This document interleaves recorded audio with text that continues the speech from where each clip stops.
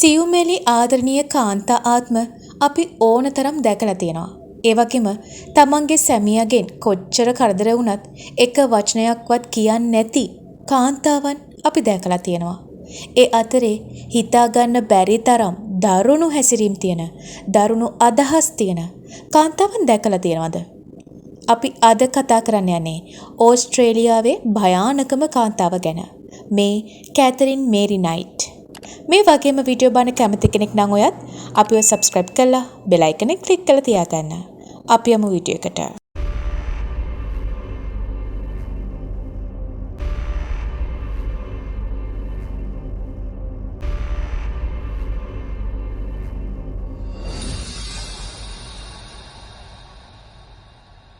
දෙදස් එකේ මාර්තු 1 වෙනිදා වැඩට ආපු නැති තමන්ගේ සගයව බලන්න ඔහුගේ ගෙදරට එන මේ යාළුවා ඔහුගේ අසල්වැසියෙක් එක්ක තමා ඔහුගේ ගෙදරට යන්නේ.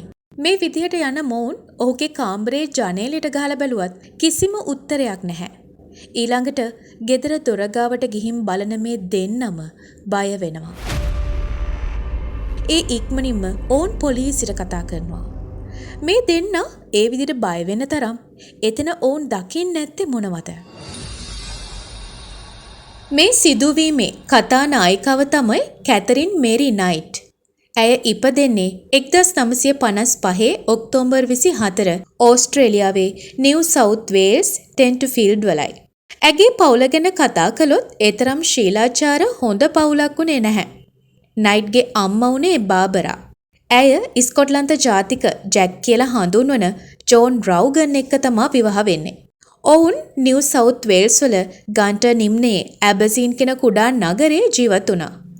බාබරා මේ අතරේ තමන්ගේ සැමියා වුණ ජෝන්ගේ මිතුරෙක් වගේම සේවකයෙක් වුණ කෙන් කියලා හඳුන්වන චාල්ස් නයිට් කියන පුද්ගලයෙක් එක්ක අනියම් සම්බන්ධයක් ඇති කරගන්නවා.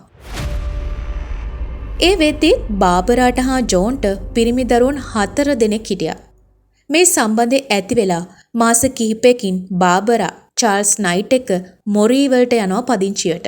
හැබැයි බාබරා එක ඇගේ එක පුතෙක්වත් එන්නේ නැහැ. බාබරා ගියාට පස්සේ ලොකු පුතාලා දෙන්න ජෝන් රවුගන් ගාවත් බාලා දෙන්නව සිඩ්නි වල ජීවත් වෙන නැන්දෙකුත් හදාගන්න ගන්නවා. 1955 ඔක්තෝබර් වල චාල්ස් නයිට් හා බාබරාට නියුන් දියණියන් ඉපදෙනවා. ඒ දෙන්නගෙන් එක්කෙනෙක් තමා කැතරින් මේරි නයිට් කියන්නේ. මොහුගෙන් බාබරාට ගැහැණු ළමයි 4 දිනක් ඉපදෙනවා. 1959 වසරේ ඒ කියන්නේ නයිට්ට වයස අවුරුදු 4 දී බාබරාගේ පළමු සැමියා වුණ ජෝන් රවුගන් මිය යනවා. ඒ නිසාම ඔහු ගාව හිටපු කලින් කසාදේ ලොකු පුතාර දෙන්න එනවා බාබරා ගාවට ජීවත් වෙන්න. චාල්ස් නයිට් කියන්නේ එහෙම නැත්නම් කෙන් කියන්නේ ඒ තරම් හොඳ පුද්ගලයෙක් නෙමෙයි.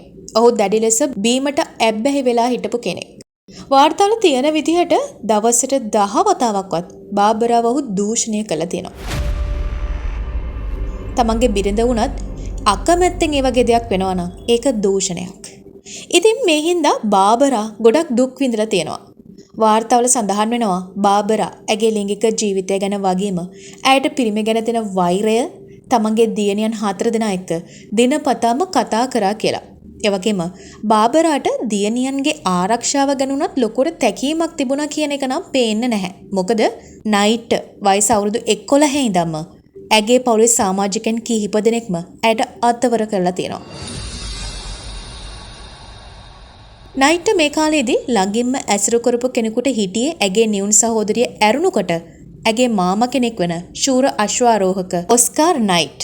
ඒත් ඔහුත් 1969 වසරේ සිය දිවි හානි කරගෙන තියෙනවා. ඒ සිදුවීමත් එක්ක නයිට් මේක ලොකුට බලපාලා තියෙනවා. ඒක ඇයට ලොකු කම්පනයක් වෙලා තියෙනවා. ඒකට හොඳම උදාහරණය තමයි ඒ දවස්වල ඇය කියලා තියෙනවා ඔස්කාර්ගේ ආත්මය හැමදාම ඇයව බලන්න එනවා කියලා. කොහොම හරි මේ අවුරුද්දෙම ඒ කියන්නේ 1969 වසරේම බාබරා දරුවන් එක්ක ඇබරිසීන් වලට පදිංචියට යනවා. නයිට් මුස්වෙල් බ්‍රූක් උසස් පාසලට තමා පාසල් ගිහින් තිබුණේ. ඇගේ පාසල් කාලය ගැන කතා කරද්දී පාසල් යාළුවන් නයිට්ව හැඳින්නුවේ කුඩා ළමයින්ට කරදර කරන, හිංසා කරන නපුරු කෙනෙක් කියලා. ඇයට තරහ ගියාම ගොඩක් නපුරුයි කියලත්, එහෙම නැති වෙලාවට ගොඩක් හොඳයි කියලත් ඒ විදිහට ඉඳලා පාසලෙන් ඇගීමට පවා ලක් වෙලා තිනවා කියලා කියනවා. පාසලේදී එක අවස්ථාවක මොකක් හරි සිදුවීමකට තරහ ගිය නයිට් පිරිමි ළමයෙකුට ආයුධයකින් තුවාල කරලා තියෙනවා. ඒකට මැදිහත් වුණ ගුරුවරියකටත් තුවාල වෙලා තියෙනවා කියලා තමයි වාර්තාවල සඳහන් වෙන්නේ.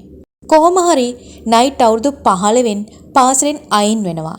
හැබැයි ඒ වෙදිත් ඇය හරියට ලියන්න කියවන්න ඉගෙනගෙන තිබෙන්නේ නැහැ කියලයි වාර්තාවල සඳහන් වෙන්නේ. පාසලෙන් ඉවත් වුණ ඇය ඇගේ පළමු රස්සාව විදිහට කරන්නේ ගාමන්ට් එකක රෙදි කපන කෙනෙක් විදිහටයි. ටික කාලයකට පස්සේ ඇය ගව ඝාතනාගාරයක වැඩට යනවා. වාර්තාවල තියෙන්නේ මේ රස්සාව ඇගේ සිහින රස්සාව කියලා. ඇය මෙතනදී ගවයන්ගේ අස්ති කපන්න ඉක්මනින්ම ඉගෙනගෙන තියෙනවා. ඒ හින්දාම වැඩි කල් යන්න කලින් ඇයටම කියලා මස් කපන ආයුධ කට්ටලයක් අරගෙන තියෙනවා. ඇය මේ ආයුධ කට්ටලය ඇගේ නිදන කාමරේ ඇඳ ළඟින් තමයි තියාගෙන ඉඳලා තියෙන්නේ. ඇය හැම වෙලෙම කියලා තියෙන්නේ මේ ආයුධ කට්ටලය ඇයට කොයි වෙලාවක හරි ඕන වෙනවා කියලා. මෙහෙම වැඩ කරගෙන ඉන්න නයිට් 1973 දී ඩේවිඩ් ස්ටැම්ෆර්ඩ් තෙලම්ව මුණ ගැහෙනවා. කාලයක් ආශ්‍රය කරද්දී මේ දෙන්න අතර සම්බන්ධයක් ඇති වෙනවා. ඩේවිඩ් මීට කලින් දුම්රිය රියදුරෙක් විදිහට තමයි කොෆ්ටිහි සේවය කරලා තිබුණේ. ඒ කාලයේදී ඔහුගේ හොඳම යාළුවා අනතුරකින් මිය ගිහින් තිබුණා. ඒ වගේම පාසල් බස් රථයක් දුම්රියක ගැටිලා පාසල් සිසුන් 6 දෙනෙක් ඉන් මිය ගිහින් තිබුණා. මේ දේවල් දැකලා ඩේවිඩ් කලකිරිලා හිටියා. ඒ නිසාම ඔහු බොන්න පටන් ගත්තා. හිතපු නැති විදිහට බොන්න පුරුදු වුණ එකත් එක්ක වගකීමකින් වැඩ කරන්න තරම් සුදුසු මට්ටමක ඩේවිඩ් හිටියේ නැහැ. ඒ නිසාම ඔහුව රස්සාවෙන් අස් කරලා තියෙනවා. ඊට පස්සේ තමයි ඔහු මේ ඝාතනාගාරයේ වැඩට ඇවිත් තියෙන්නේ. ඒ වගේම ඩේවිඩ් නයිට්ගේ අයියාගෙත් හොඳම යාළුවෙක්. 1974 වසරේ නයිට්ගේ ඉල්ලීමට නයිට් හා කෙලට් විවාහ වෙනවා. කෙලට් කියලා කියන්නේ ඩේවිඩ්මයි. මේ දෙන්නට තිබුණේ යතුරු පැදියක්. දවසක් නයිට් කෙලට්ව එක්කගෙන යනවා ඇගේ අම්මා වන බාබරාව මුණගස්සන්න. එතනදී බාබරා කෙලට්ට අනතුරු අඟවලා තියෙනවා. ඇයත් එක්ක හොඳින් ඉන්න ඒත් බැරි වෙලාවත් ඇයව තරහ ගස්සන්න එපා කියලා. මොකද ඇයට තරහ ගියාම කරන දේ ඇයවත් දන්නේ නැහැ කියලා. වාර්තාවල සඳහන් වෙනවා කෙලට්ගේ හා නයිට්ගේ පළමු මංගල රාත්‍රියේදී නයිට් කෙලට්ගේ ගෙල සිර කරන්න හැදුවා කියලා. ඇයි කියලා ඇහුවහම ඇය කියලා තියෙන්නේ එදා රෑ 3 වතාවක් ලිංගිකව එකතු වුණාට පස්සේ කෙලට් නිදාගත් නිසා තරහ ගියා කියලා. මේ විවාහය ඒ තරම් සාර්ථක සොඳුරු එකක් නම් උනේ නැහැ. රණ්ඩු සරුවල් මැද තමා මේ සම්බන්ධය ගලාගෙන ගියේ. නයිට් කෙලට්ට සෑහෙන්න වද දීලා තිබුණා. ඒකට හොඳම උදාහරණයක් තමා නයිට් තමන්ගේ කොළුඳුල් දරුවා ලැබෙන්න ඉද්දී කෙලට් තරංගයකට ගිහින් ගෙදර එන්න රෑ වුණා කියලා. තරහ ගිහින් ඔහුගේ ඇඳුම් සපත්තු පුච්චලා තියෙනවා. ඒ වගේම කෙලට්ගේ ඔළුවට පිටිපස්සෙන් ගහලා තියෙනවා. ඒ පාරට ඔහුගේ ඔළුව පැලිලා ලේ ඇවිත් තියෙනවා. එතනදී බය වුණ කෙලට් ළඟ ගෙදරකට ගිහින් තමා බේරිලා තියෙන්නේ. මේ සිදුවීමට පොලිසියෙන් ඇවිත් නයිට්ව අත්අඩංගුවට ගන්න හැදුවත් නයිට් කෙලට්ව ෂේප් කරගෙන ඒ දේ සමාදාන කරගෙන තියෙනවා. 1976 අවුරුද්දේ අවසානයේ තමා නයිට්ගේ පළමු දරුවා වන මෙලිසා ඉපදෙන්නේ. නයිට්ගේ වදය නිසාම මෙලිසා ඉපදිලා අලුතම කෙලට් වෙනත් කාන්තාවක් එක්ක නයිට්ව දාලා පැනලා යනවා ඒ ක්වීන්ලන්තයට. ඒක දැනගෙන නයිට් හොඳටම කේන්ති ගිහින් ඊළඟ දවසේම ඉපදිලා දවස් කීපයක් වුණ මෙලිසාව ගෝ කාට් එකකට දාගෙන පාරට අරන් ගිහින් වේගෙන් දරුවව දෙපැත්තට පද්දන්න ගන්නවා. ඒක දකින පුද්ගලෙක් ඉක්මනින්ම පොලිසියට ඒගෙන කියනවා. පොලිසිය මෙතෙන්ට ඇවිත් දරුවව හා නයිට්ව අරගෙන යනවා.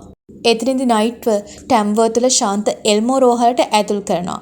එතනදී නයිට්ව පරීක්ෂා කරන වෛද්‍යවරයා කියන්නේ නයිට් පශ්චාත් ප්‍රසව මානසික අවපීඩනයෙන් පීඩා විඳිනවා කියලා. එනිසාම ඇයව ප්‍රතිකාරවලට එල්මෝ රෝහලට ඇතුළත් කරනවා. සති කිහිපයක් ප්‍රතිකාර කරාට පස්සේ ඇයව දරුවා එක්ක නිදහස් කරනවා.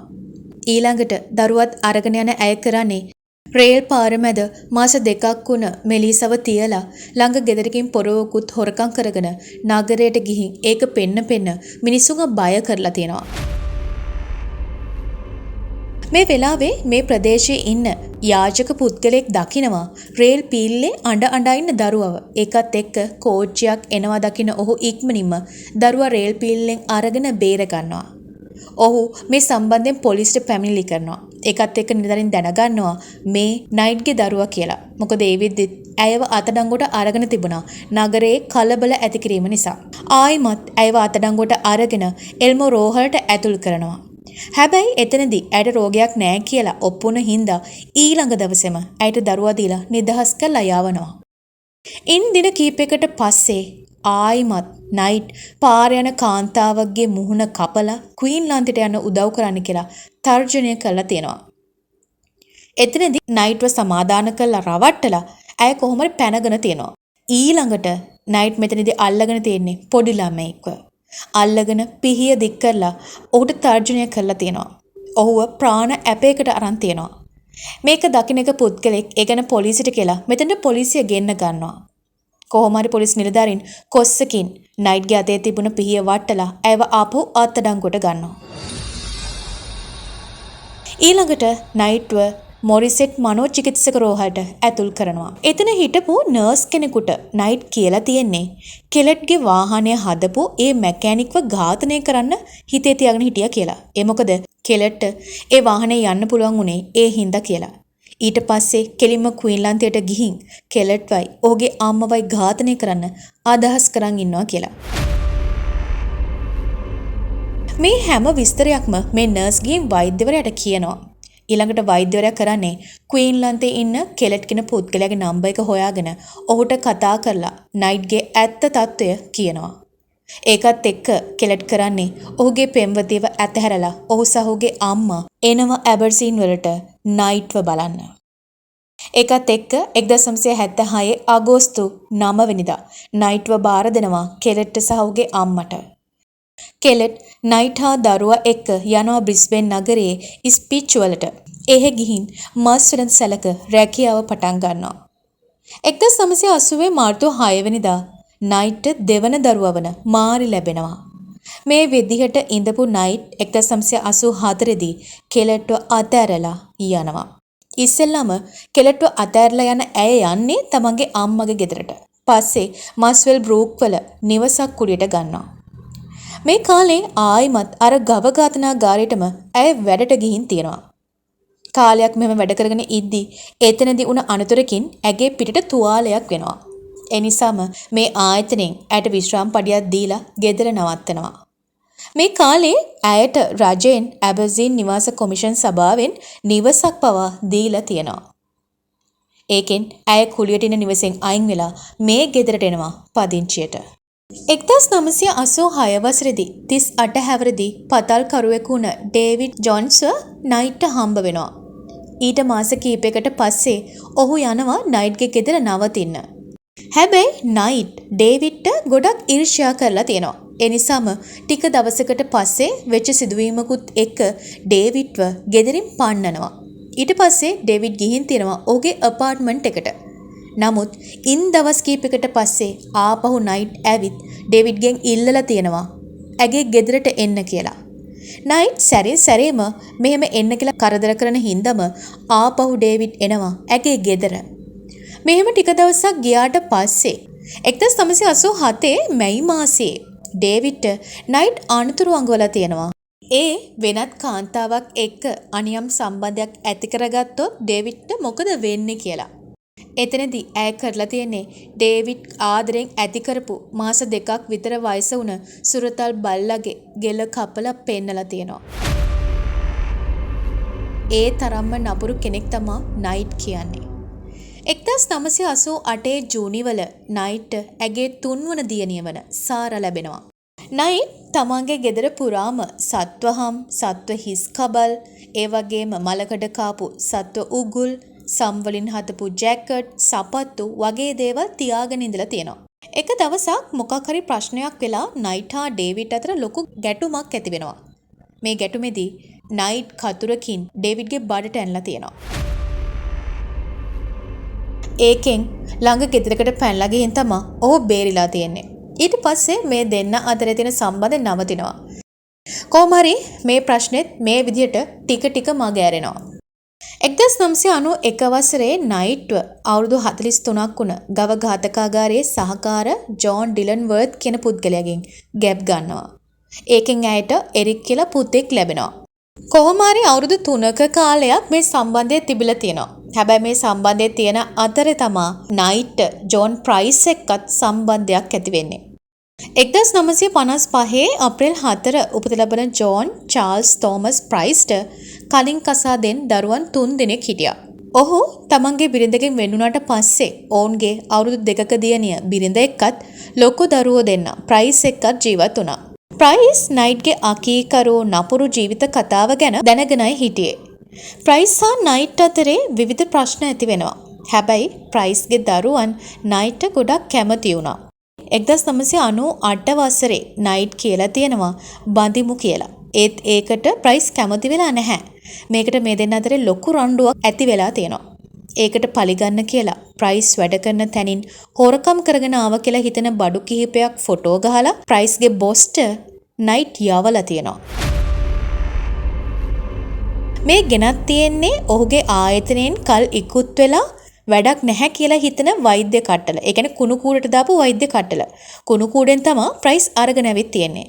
හැබැයි මේ කාරණාවත් එක්ක අවුරුදු 17ක් වැඩ කරපු ඒ ආයතනයෙන් ප්‍රයිස්ව අස් කරලා තියෙනවා.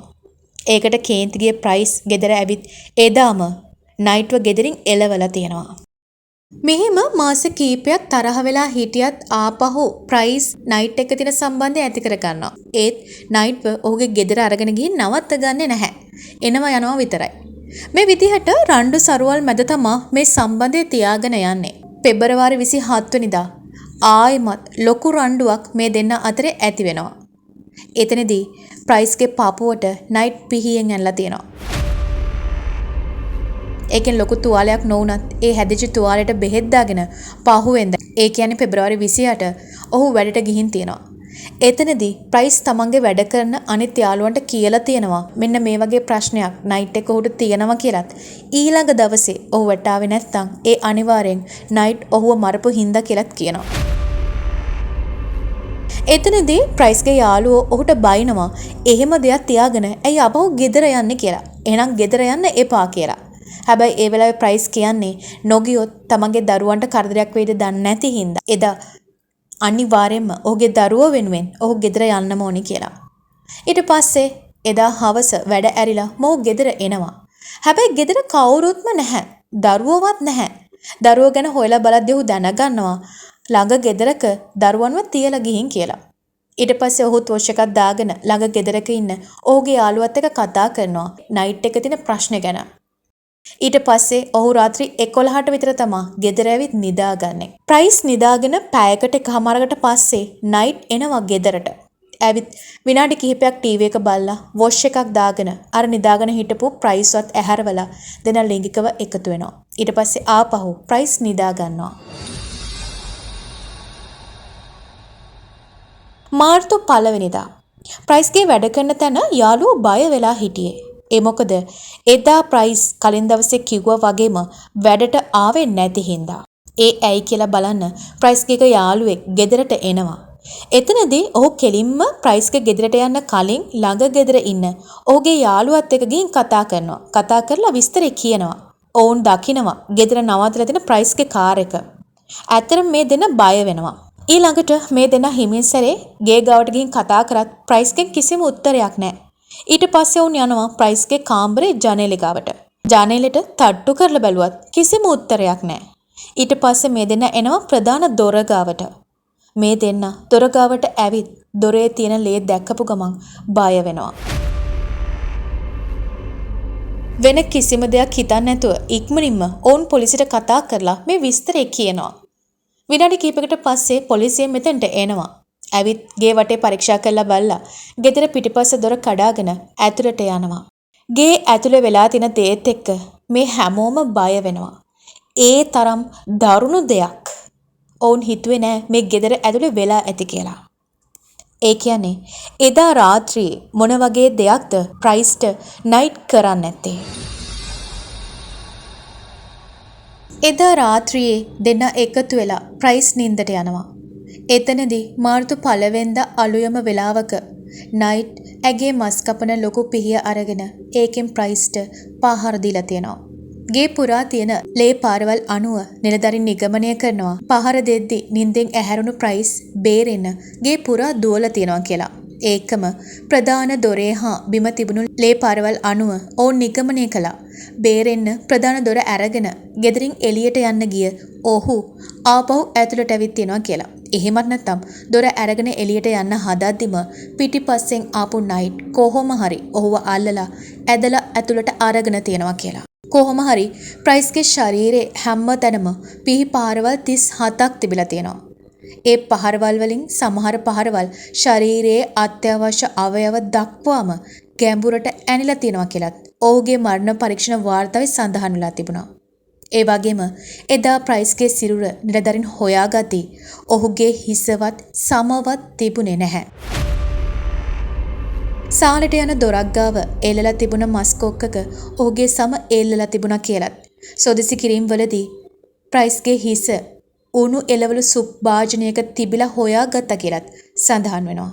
පොලිස් නිලධාරීන් පරීක්ෂා කරද්දී සුප් බඳුන රස්නෙන් තිබ්බා කියලත් ඒ නිසාම මේ ඝාතනය සහ මේ සිදුවීම අලුයම සිද්ධ වෙන්නේ නැති කියලයි නිගමනය වුණේ. ඒ වගේම තවදුරටත් පරීක්ෂා කරද්දී ගෙදර කෑම මේසේ උඩ චිට් සහිත පිඟන් 3ක් තිබුණා. ඒ වගේම ඒ මේසේ උඩ බතල, වට්ටක්කා, බීට්රූට්, අල වගේ එළවලු බේක් කරලා ඒකත් එක්ක මස් හදලා තිබිලා තියෙනවා. මේ මස් පරීක්ෂා කරද්දී නිලධරින් දැනගන්නවා මේ ප්‍රයිස්ගේ ශරීරයේ කොටස් වලින් ගත්ත මස් කියලා. ගෙදර පිටිපස්ස සොදිසි කරද්දී උන් දකිනවා තවත් කෑම කොටසක් තනකොළ උඩ විසික් කරලා තියෙනවා. එතනදී උන් නිගමනය කරේ බොහෝ විට ප්‍රයිස්ගේ උයපු මස් නයිටුත් ආහාරයට ගන්න උත්සාහ කරන්නේ නැති. එතනදී අප්පිරිය වෙලා ඒවා විසික් කරන්නේ නැති කියලා. නිලධරින් කියලා තිබුණේ මේ විදිහට මේස උඩ තිබුණ ප්‍රයිස්ගේ මස් ඔහුගේ දරුවන් තුන්නාට කවන්න තමා ඇය සැලසුම් කරන් ඉන්නේ නැත්තේ කියලා. ඒ වගේම නිලධරින් හොයාගෙන තිබුණා ප්‍රයිස්ගේ ශරීරය ගාව තිබුණ ඔහුගේ පින්තූරයක්. ඒ ලේ සහ ඔහුගේ මස් වලින් නැහැවුණු පින්තූරයක්. ඒකේ පොඩි සටහනකුත් නයිට් දාලා තිබිලා තියෙනවා. ඒ වගේම මේ දවසේ නිලධරින් නයිට්ව හොයාගද්දී ඇය පෙති ගොඩක් බීලා කොම වෙලා ඉඳලා තියෙන්නේ.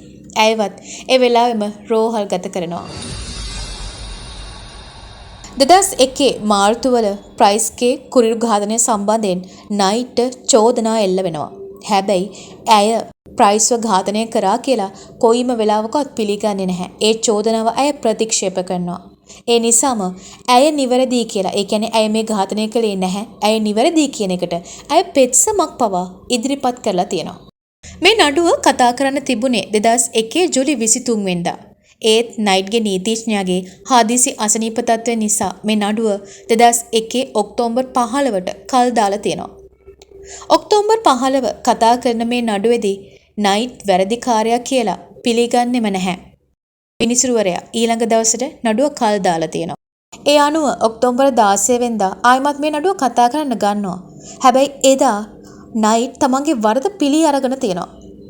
ඇය මේ ඝාතනය කළා කියලා පිළිගත්තත් ඒකට වගකීම ඇය පිළිගන්නේ නැහැ. ඇය ඒක ප්‍රතික්ෂේප කරනවා. ඊළඟට විනිසුරුවරයා ඇගේ හැසිරීමත් එක්ක ඇයව මනෝචිකිත්සක වෛද්‍යවරුන් දෙන්නෙකුට දානවා ඇගේ වෛද්‍ය වාර්තාව දෙන්න කියලා. මේ විදිහට ඉදිරිපත් වුණ නයිට්ගේ වෛද්‍ය වාර්තාවට අනුව ඇය යම් මානසික අවපීඩනයකින් පෙළෙනවා කියලා. හැබැයි ඇය ඒ අපරාධය කරද්දිත් ඒ වගේම මේ අවස්ථාවෙද්දිත් හොඳ සිහි බුද්ධියකින් ඉන්නවා කියලත් මේ වාර්තාවේ සඳහන් වෙනවා. ඇගේ අතීත ජීවිත කතාව වගේම මේ ඝාතනයත් එක්ක විනිසුරුවරයා කිව්වේ ඇය ඒ තරම්ම බිහිසුණු කාන්තාවක් කියලා. ඒ නිසාම ඇයට 2001 වසරේ නොවැම්බර් 8 වෙනිදා සමාව නොලැබිය හැකි ජීවිතාන්තය දක්වා සිරදඬුවම් ලබා දෙනවා. නයිට් තමා ඕස්ට්‍රේලියාවේ පළමු කාන්තාව වුණේ මෙවැනි දඬුවමක් හිමි වුණා. ඇය මේ දඬුවම අවම කරගන්න 2006 ජූනි අභියාචනයකුත් ඉදිරිපත් කරනවා. මේ අභියාචනය සැප්තැම්බර් මාසයේ ප්‍රතික්ෂේප කරලා තිබුණා. ඇත්තටම ඇගේ මුළු ජීවිත කතාවම බලාගෙන යද්දී ඇය ඒ තරම බිහිසුණු කාන්තාවක්. පිට මිනිසුන්ට විතරක් නෙමෙයි තමන්ගෙම පවුලේ තමන්ගෙම ලේන් උපන් දරුවන්ට උනත්. ඉතින් ඒ නිසා මේ දඬුවම ඇයට සුදුසුම දඬුවමක් කියලා ඕනම කෙනෙකුට තේරෙනවා. මේ වගේම වීඩියෝ බලන්න කැමති කෙනෙක් නම් ඔයත් අපිව subscribe කරලා bell icon එක click කරලා තියාගන්න. ගිහින් එන්න පරිස්සමට ඉන්න. සුබ දවසක්.